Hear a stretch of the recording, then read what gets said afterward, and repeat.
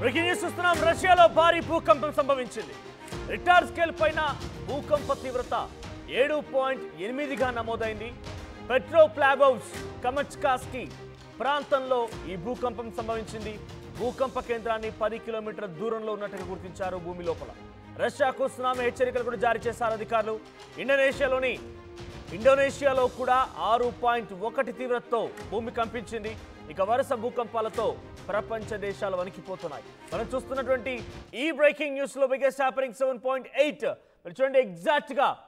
Exact గా అక్కడ అది ఐలాండ్ కమచ్కా ప్రాంతంలో ఈ భూమి కంపించింది. దీంతో అటు సునామీ హెచ్చరికలు కూడా జారీ చేశారు. సముద్రం దగ్గర సముద్ర గర్భంలోనే ఈ భూమి కంపించింది. సో ఎగ్జాక్ట్గా 7.8 తీవ్రతతో 21:58 అంటే సుమారుగా అది అర్ధరాత్రి సమయంలో చోటు చేసుకుంది. సో నిన్న అర్ధరాత్రి సమయంలో 7.8 తీవ్రతతో నమోదైంది. వెంటనే దాని తర్వాత సిరీస్గా మరోసారి 5.8 తీవ్రతతో కూడా నమోదైంది. ఒకటి కాదు 2 సార్లు భూమి కంపించింది. మొదటిసారి 7.8 తీవ్రతతో 10 కిలోమీటర్ల దగ్గర భూకంప కేంద్రాన్ని గుర్తించారు. ఆ తర్వాత 5.8 తీవ్రతతో కూడా మరోసారి భూమి కంపించింది. So following the earthquake the US national Weather Services issued a tsunami advisory, tsunami హెచ్చరికలు కూడా జారీ చేశారు. సో కమచ్కా ప్రాంతం మొత్తం వణికిపోయింది. సో రీసెంట్ డేస్లో భూమి కంపిస్తూనే ఉంది. రష్యా మొత్తం కూడా అల్లాడిపోతోంది. సో సెప్టెంబర్ 19 అర్ధరాత్రి, సెప్టెంబర్ 18 అర్ధరాత్రి, ఇక సెప్టెంబర్ 19 రాబోతున్నటువంటి క్రమంలో ఎగ్జాక్ట్గా 9 గంటల 58 నిమిషాలకి ఈ భూమి కంపించింది. మీరు చూస్తున్న విజువల్స్లో 7.8 మ్యాగ్నిట్యూడ్ ఎర్త్క్వేక్ అని చెప్పి చూపిస్తున్నాయి. సో దాంట్లో కమచ్కా ప్రాంతంలో ఈ భూమి కంపించింది. సో యాజ్ ఆఫ్ నౌ ఎటువంటి క్యాజువాలిటీస్ అయితే ఇంకా అధికారులు రికార్డ్ చేయలేదు.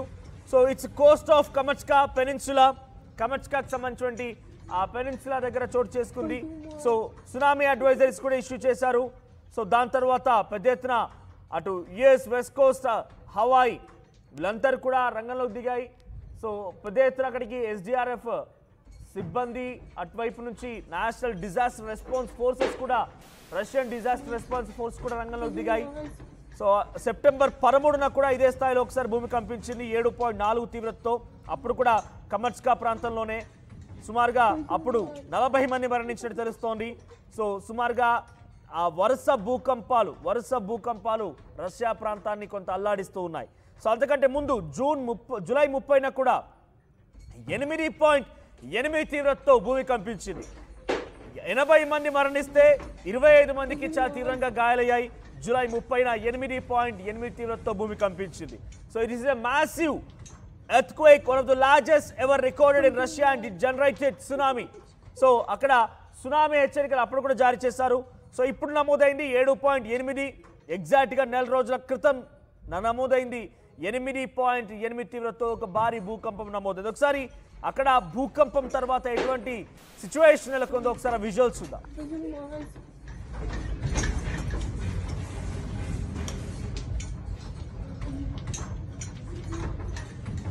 Твою мать!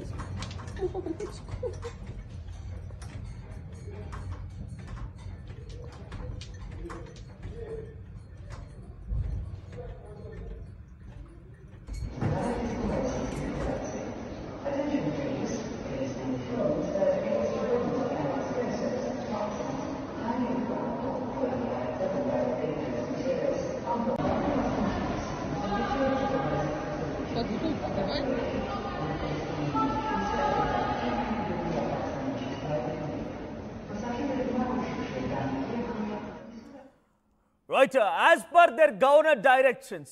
సో అక్కడ గవర్నర్ యొక్క డైరెక్షన్స్ నేపథ్యంలో 1 కాదు 2 కాదు, ఒకే రాత్రి అర్ధరాత్రి 5 సార్లు భూమి కంపించింది. చూడండి, పెట్రోప్లావోవ్స్ 7.8, 5.8, 5.0.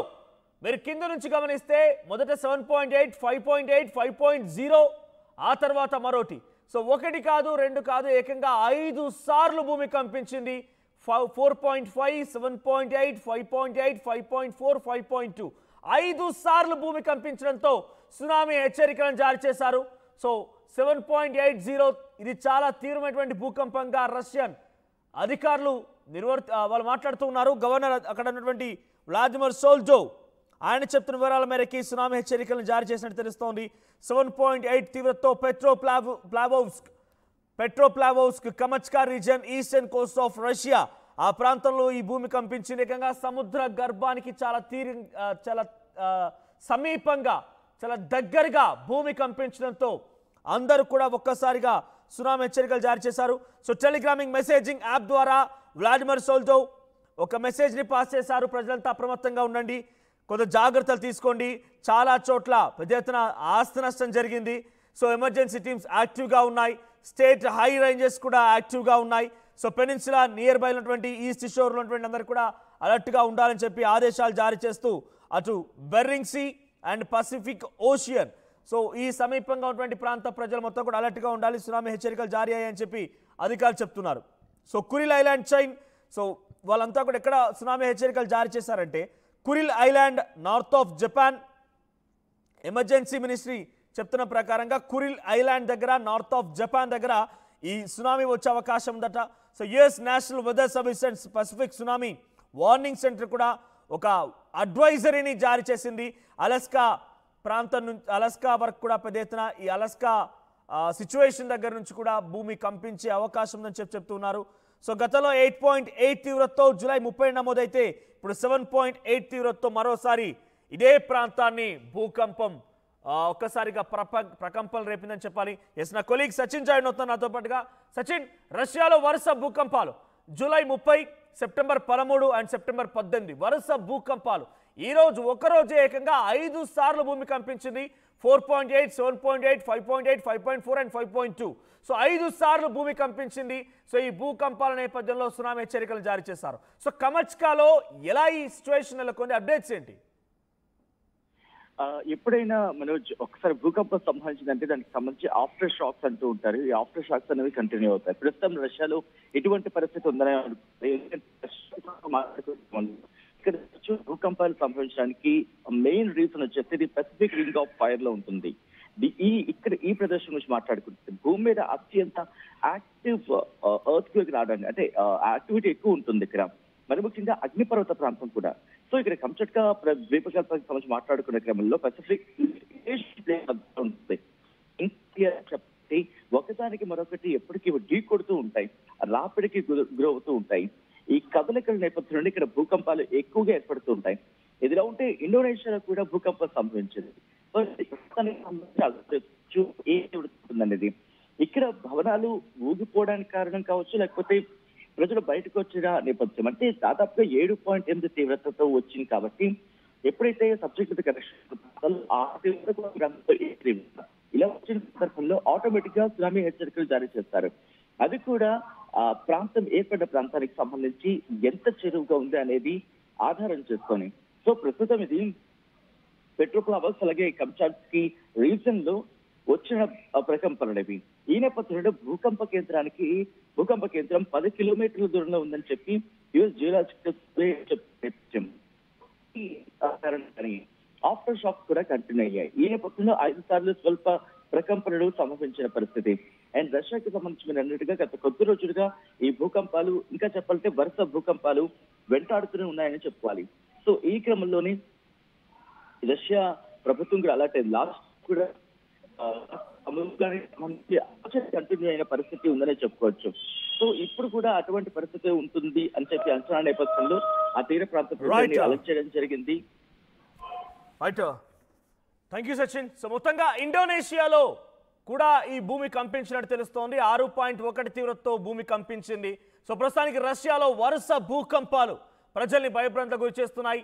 రష్యాలో కమచ్కా ప్రాంతంలో పెనిన్సులా రీజియన్లో ఈ భూమి కంపించడంతో సునామీ హెచ్చరికలు జారీ చేశారు. ఎగ్జాక్ట్గా మీరు గమనించండి కింద విజువల్లో ఎక్కడైతే ఆ రెడ్ కలర్ బ్లింక్ అవుతుందో ఆ బ్లింక్ అయ్యేటువంటి ప్రాంతంలోనే 7.8 తీవ్రతతో భూమి కంపించింది. ఈ నేపథ్యంలో అక్కడ భూమి కంపించడంతో సునామీ హెచ్చరికలు జారీ చేశారు. ఏకంగా సముద్ర తీరానికి ఏకంగా సముద్ర గర్భంలో వచ్చినట్టుగానే భావించాలి. సో సెప్టెంబర్ 18, 19 అర్ధరాత్రి సమయంలో, సెప్టెంబర్ 13న, జూలై 30న, ఆగస్టు 8న ఈ రకంగా వరుస భూకంపాలు రష్యాని ఢీకొట్టడంతో రష్యాలో సునామీ హెచ్చరికలు జారీ చేశారు.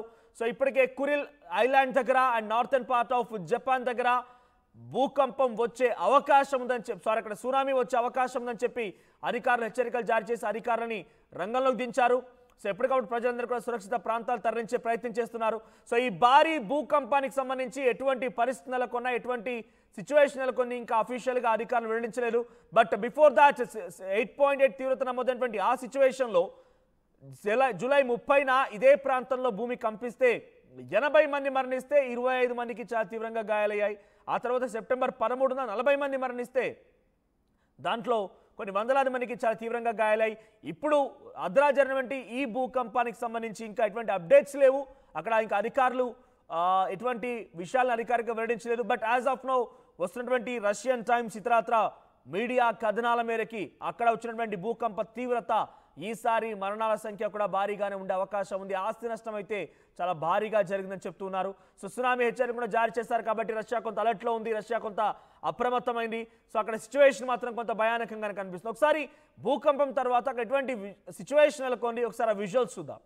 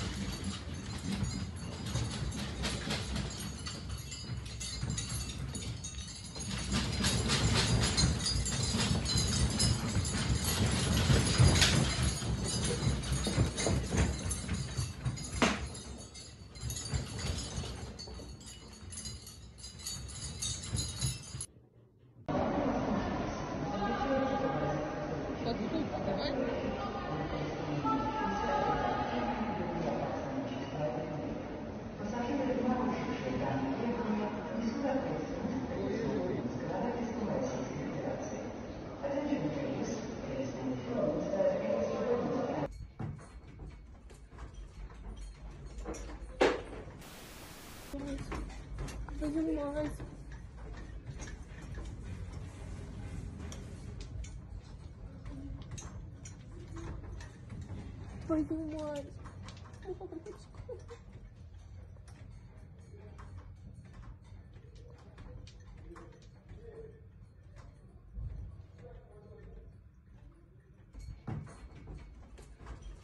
ఈసారి కూడా టైంకే కన్స్ట్రక్షన్ చేసాం, బిల్డింగ్ కూడా స్ట్రాంగ్ చేసాం, క్లయింట్స్ ని సాటిస్ఫై చేసాం, గుడ్ విల్ కూడా ఇంప్రూవ్ చేసాం. ఏం చేసామో కాదు, ఇంకేం చేయాలో ఆలోచించండి. ఇంకేం చేయాలి? పెయింటింగ్ ఇంకా వేయలేదు, మర్చిపోయారా? అన్నీ బాగానే చేస్తున్నాం, పెయింటింగ్ దగ్గర మాత్రం ఫెయిల్ అవుతున్నాం. లాస్ట్ టైం పెయింట్స్ కోసం ఆ పెద్ద కంపెనీ దగ్గరికి వెళ్తే వాళ్ళ థర్డ్ పార్టీ కాంట్రాక్ట్ని అసైన్ చేశారు. వాళ్ళ 8 months డిలే, 20% ఓవర్ బడ్జెట్ కూడా అయింది. ఈసారి తప్పు అస్సలు చేయకూడదు. పెయింటింగ్స్ విషయంలో పర్ఫెక్ట్గా ప్లాన్ చేయాలి. ఏం చేద్దాం, పెయింట్స్ అప్లై చేసేది ఒకరు, అప్లై చేసేది ఇంకొకరు, వీళ్ళందరినీ డీల్ చేయడమే పెద్ద హెడేక్. అయితే ఇంక మనమే పెయింట్లు వేసుకోవాలి. లేదా పెయింటింగ్ ప్రాసెస్ మొత్తం చేసి ఇచ్చే ఒక పర్ఫెక్ట్ పార్ట్నర్ అన్నా ఉండాలి. టెక్నో పెయింట్స్ లాగా. టెక్నో పెయింట్సా? ఎస్, నాకు కూడా రీసెంట్గానే తెలిసింది. పెయింట్స్ తేవడం నుంచి గోడ మీద వేయటం వరకు మొత్తం ఒకే టీం చూసుకుంటుంది. మిడిల్ మ్యాన్ ఉండరా? ఉండరు. So no quality loss.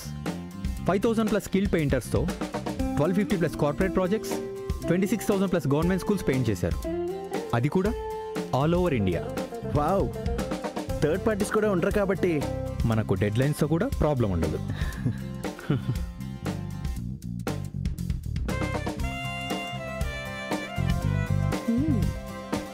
Perfect.